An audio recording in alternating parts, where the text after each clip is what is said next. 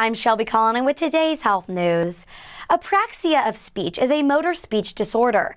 According to the American Speech Language Hearing Association, the messages from the brain to the mouth are disrupted, and the person cannot move his or her lips or tongue to the right place to say sounds correctly, even though the muscles are not weak.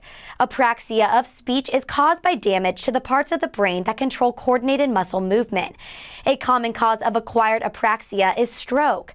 Other causes include traumatic brain injury, dementia, brain tumors, and progressive neurological disorders. Dr. Josephs, MD, and neurologist at the Mayo Clinic says because patients and even many medical professionals don't recognize apraxia of speech, treatment typically is sought in later stages of the disease. He goes on to explain how patients progress with apraxia of speech. There are really two ways that folks can progress. One is that the speech problem by itself gets worse. So 5, 6, 7 years down the road, the patient is no longer able to speak, but they can walk and they can move about and they can maybe communicate using devices.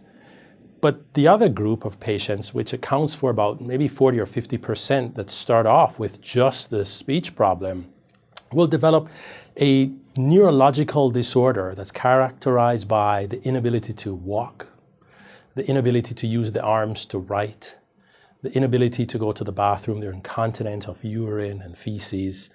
And I tend to see them in a wheelchair, with the head down, drooling. Someone has to wipe their mouth. If they need to go to the bathroom, they need assistance. So it starts off just not being able to produce a few sounds of a few words.